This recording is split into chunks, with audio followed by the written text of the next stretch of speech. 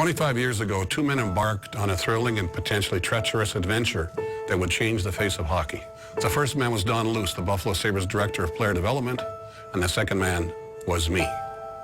My name is Jerry Meehan, and in 1989, I was the general manager of the Buffalo Sabres when I directed and participated in the defection of Alexander Mogilny from the Soviet Union to the United States.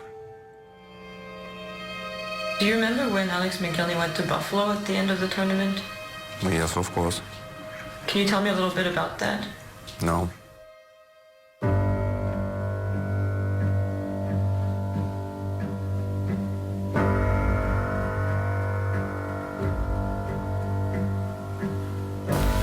In 1989 was a time of great political change. The Iron Curtain was showing signs of weakness. The wall had not come down. Things were still pretty dicey at that time. All these politicians were speaking about democracy and so on, and nobody was serious about economy, and the economy was in terrible situation. The Soviet Union was about to crumble, but on the ice it was business as usual. The Big Red Machine captured nearly every world championship and Olympic gold from 1963 to 1989. The late Viktor Tikhonov was the head coach of the Red Army and Soviet national teams and was known for his dictatorial coaching style. We trained 11 months out of 12, especially the young guys. It was a very hard system that you gotta go through. A lot of people came in, but not many survived.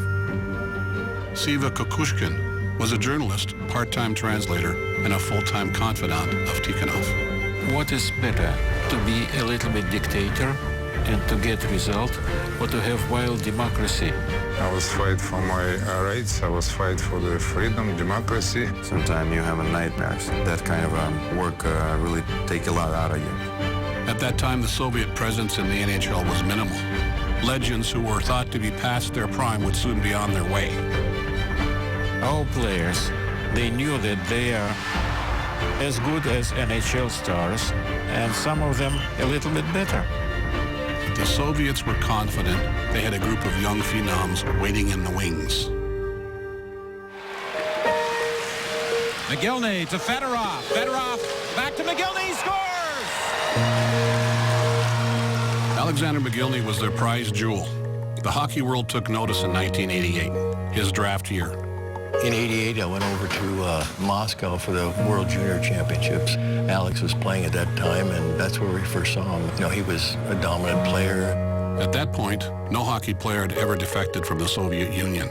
I told some people that I thought he was probably the best player in the world in that draft that year. Oh yeah, absolutely. I had no question about it. I think the biggest thing was that, you know, he was playing in Russia. All the NHL scouts here are certainly drooling over Mogilny, but don't think he's going to be picked by anybody in June. At the draft table, I said, all right, we've got this second pick in the 5th round. What are we going to do with it? And everybody else was throwing a player at me and things. I said, no, we're taking Mogilny. So I didn't view it as much of a gamble, but I think a lot of people thought it was a huge gamble. January 1989, I sent Don Luce to the World Junior Tournament in Anchorage, Alaska, to introduce himself to Mogilny. Excellent move! He scores! Oh, what a beautiful move by Mogilny! We saw Alex walking with a couple of teammates, and I went up to him and introduced myself and told him that we had drafted him. I gave him my business card and said, Alex, you know, we drafted you. This is a team that, you know, if you ever want to know anything about our organization or anything, just give us a call. This young man, the most talked about performer here. 5 months later, Mogilny and the Soviets captured the 1989 World Championship. The very next day, Don received an unexpected phone call that would change the future of our organization. I got a call saying that Alex wanted to come out and come over and play in North America. So you call me, I call Seymour Knox, the owner, and we agree that it's worth a flight to Stockholm to find out if this is the real thing. Ben Farrow was the district director of the Immigration and Naturalization Service for Western New York in 1989. My secretary got a call from Craig Ramsey, who was with the Sabres at the time, and he came in very excited and said, we got a problem, we need your help. And they were meeting with on one of the players who was on the Red Army team and had made arrangements to bring back this Alex Mogilny.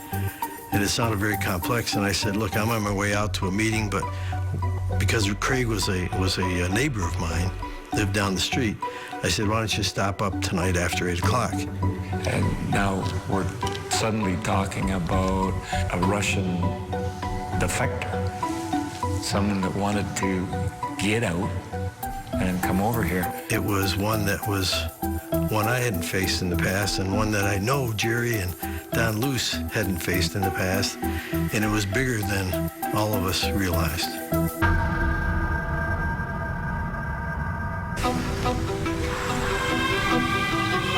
May 3rd, Don and I landed in Stockholm around 11 a.m.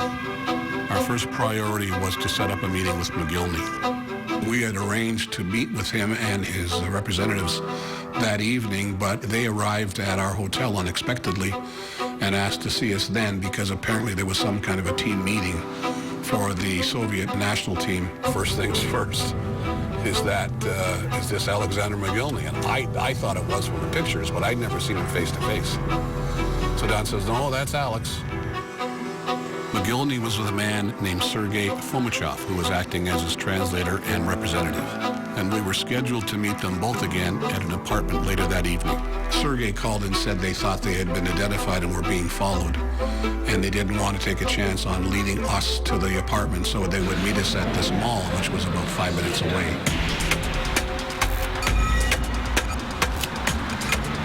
All of a sudden the door bursts open and Sergei and Alex come running out and jump in the car, and then we take off. They had actually snatched him away from the Soviet team.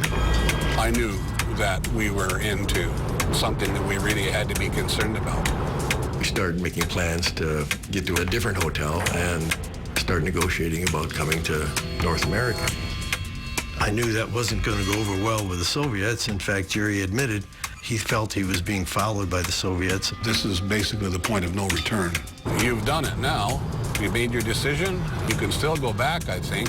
You knew a little bit of English. No, I go.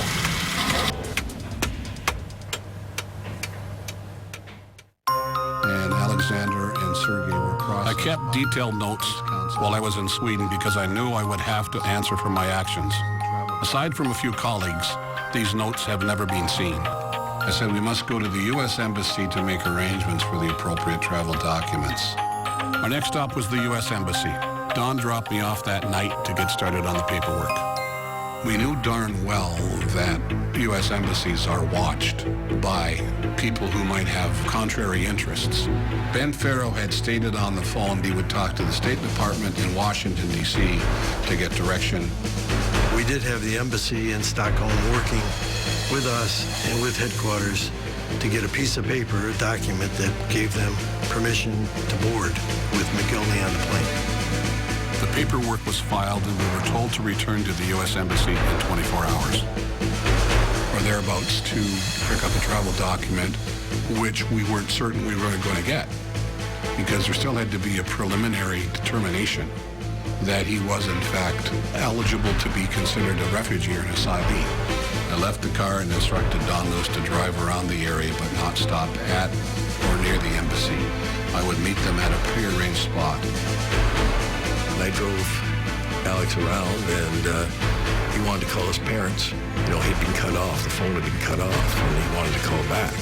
And so he went in, and the operator, I guess, got the number back again. But he said this time an operator came on, and it was different from the operator before in Russia. And he came out and he said, I think they know where we are. By this time, we had some fear that Soviets may suspect Alex's jump and be watching the embassy. Jerry came back from the consulate and said that things are in the works, but he's going to have to go back, I believe, the next day. He said that our lives were in danger because no hockey player had defected from Russia before. There's no doubt that someone might be listening to the phone calls. They're international phone calls. Well, one of the phone calls in Ben's office, and Jerry said Alex is interested. Alex is getting ready to come out. But Ben's eyes lit up, and he looked at me, shook his head. No.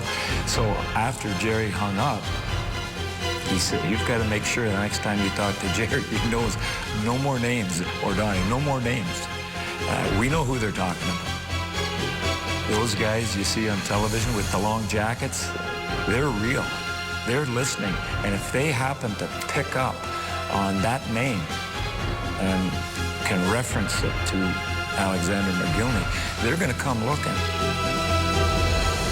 We were, like a James Bond type person at times, because you're driving around the country you don't know very well, and you're always thinking somebody's looking at you or looking for you or trying to find you, and we didn't want them to know where we were, so we kept switching hotels. You got to hide out. The travels around the countryside, the secret hotel rooms, it was like a spy novel. Checked into the Hotel Prince Philip at 12:30. It was not too late for him to reconsider and return to the Soviet team in time for the morning departure for Moscow. There were people looking for him. They kept making announcements in the hotel, and they were asking everybody, where he was, if he was in the hotel, and it was clear that this was a major confrontation. These are events of first impression. You don't really plan them. The team members or the monitors, mentors that the Russians always had with their Red Army team, if they found him, they would physically grab him and return him. I don't know what they might have done with Jerry and Don Luce, but I just knew it was not good. We were staying out of sight because the consequences of being discovered by the Swedish authorities or even, security on the other side could have been dire. Icon. There's a lot of speculations. Has he been offered a contract, or has he been murdered or killed? There was some accusation floating around that we kidnapped him. What if somebody comes to the door, or what if they find the car, or they know where we are? Did you know Alex wanted to leave? Right before, we talked about a couple of times. He said, no, I still like to go. He asked me to go. I'm like, I'm not sure. How did the team react to that? Not very well. That I can say. When Alex left, it's been a few meetings with certain officials. All Soviet players on the 1989 World Championship team were questioned by Soviet authorities after Mogilny's defection. Young player, young brain, and he was born in Siberia, in Khabarovsk. It's far east. And it's easy to tell him, oh, you have a great future. Yes, he had great future. But he decided to live this way. Mogilny's status in the Army complicated matters further. He was an officer in the Red Army, playing on the Red Army team. And as such, he would have been seen as we would see any officer in the Army defecting or deserting. That was serious. He left Army. He was a ranked lieutenant, and it was not good. You're involved in this world event with a guy sneaking out of Russia to come and play hockey for the Buffalo Sabres. A defection that is far from resolved. We certainly didn't want to hang around anywhere where there'd be any media. We got to get a travel document, get him signed to or at least agreed to a contract, and plane reservations back to the United States, all in about 24 to 36 hours. The Soviet team left for Moscow, minus Mogilny. Alexander insisted that we call his team hotel to leave a message that he was staying. Alexander insisted that the Soviet embassy be notified. Shortly after, we received a call that our travel documents were ready and that we should proceed immediately to the U.S. Embassy. We booked the first flight available to New York. The scariest part was when we were on our way to the airport. You start seeing things that maybe aren't there. I don't know. You think maybe a car's not supposed to be there, or you start looking for things. Once he left the hotel in Stockholm, there was a point of no return. We get to the airport real early, and we're on the first flight out of Stockholm for New York City. I go through first. I have no trouble getting through. Alex came next, which was the nervous part, because one of the reasons why we wanted to get out of town fast was the concern that because the Soviet team had already left for Moscow, that there would be an alarm set up for his whereabouts, whether it be by the local police or whatever security people they might have had. So we had to get through there, out of there early, and then Don came through last. We got through without any incident. Once we were through, I recall them picking up a Swedish newspaper, and they were listing our names, and they had some of the hotels we had stayed at. So like somebody was doing something to know where we had been. I don't know how that ever got out, because we weren't even on the plane yet, and there was this speculation that we were leaving with Mogilny to go to the United States. I know for a fact that if it had been one more day, we wouldn't got out of the country. Wheels up. When that plane took off was the first time they could breathe, that they were on their way. Because I think had the Soviets known he was going to get on that plane, they would have stopped it. The flight home was quiet and uneventful. But when we landed in New York, we realized the story had been leaked. Airport manager came and said, we need you to go out and meet the press. It's all over the media. We said, we've never had this many media people in the airport before, and they know about what's going on with your defecting hockey player. All I can say is that he voluntarily decided to come to the United States. Is he still in the city, or is he going off? No comment about that. When we landed JFK, they had a big press conference there, and I believe at the time was the most reporters ever at JFK Airport when Jerry met the press there. Alexander Mogilny is in the country.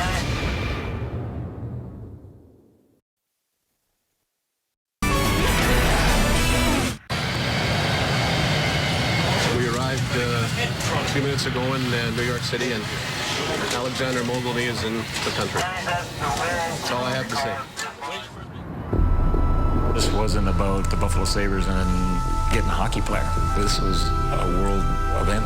Alexander Mogilny met for over an hour and a half with immigration officials in the office of District Director Ben Farrell. Unexpected arrival of Alexander Mogilny was an addition they certainly Hockey hadn't star anticipated. Alexander Mogilny has yet This to is make the a latest tool for Buffalo sportscasters here, the English to Russian and Russian to English dictionary. Что там говорят, что я думал только о себе. I've heard that they write that I think only about myself. Когда я закончу играть в хоккей, когда бы я закончил играть в хоккей в Советском Союзе, Who was thinking about me when I finished playing hockey in the Soviet Union? Once we were in Buffalo, we wanted to keep Mogilny's whereabouts private. We thought it was best for Mogilny to live with Don Luce and his wife Diane. A gentleman came to the door one day, and he'd been asking questions at the local grocery store. You know, he said, Alex is here, and I'd like to talk to him, and he had a Russian accent. Alex thought it might be KGB. He spoke English to me, and then he said something in Russian, and then I came into Alex and said, someone wants to see you, and he said, Nit, you know. I do not want to talk to them. Why would he show up here? Like nobody else knew he was here. Kind of got the feeling that maybe somebody was doing something. The next issue we faced was making sure Mogilny could stay in the country. We're here this afternoon to announce that Alexander Mogilny has filed a petition for political asylum. He came over as a humanitarian parolee, and that was a 6-month time frame. And once he arrived, we started work on the asylum application, which was more rigorous, took more time, required an affidavit to be filed. It provided background information about who he was, and more importantly, what the consequences would be for him if he attempted to return to the Soviet Union. And those consequences would be 7 years hard labor, which in essence meant a death sentence. Soviet military officials announced the 20-year-old Army lieutenant had been charged with desertion. Well, they had to do that. It couldn't be any other way. Obviously, he's got courage. His long-term future in the U.S. was still in doubt, and we needed something. We looked to our owner, the late Seymour Knox III, who took it to the highest levels of the U.S. government. As this thing dragged on, I knew that they were digging deep to try to figure out who can we contact, who knows who. My dad had a great relationship with President Bush. He and President Bush had gone to college together at Yale, President Bush had been in a number of different roles, head of the CIA for a little while. He was he was vice president before he became president. He had all the connections. He knew all the people to call at that moment in time about what to do and what were the steps that you needed to go through to be able to bring a defector into America. George Bush found the incident compelling. He felt sympathy for Alex, who wanted to be in a different situation. It took several months, but finally Alex Mogilny was granted asylum in the United States. You know, if that phone call to George Bush had not been made, if he had not gotten an asylum, then presumably he would have been deported. He came over to me and said, "Am I free now?" And I said, "Yes, you're free." Imagine yourself, a 20-year-old athlete, making the decision to leave your home and family and seek your personal and athletic freedom in the United States. An act of courage and determination that would set the stage for many other elite Russian athletes to follow.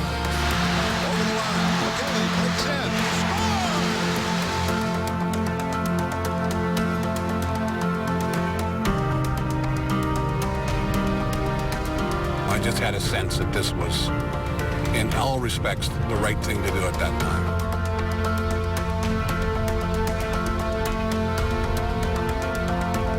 Dissolution of the Soviet Union, the wall falling down, a tremendous historical time, and that was part of it.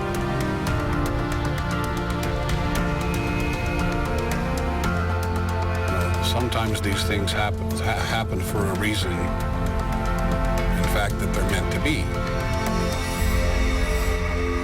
Several months later, when I was reassigned to director in Rome, Italy, I had the privilege of accompanying the Attorney General to Moscow. One of the Soviet members of their delegation come up to me while I was still sitting at the table and asked me to convey his best wishes to Alex Mogilny.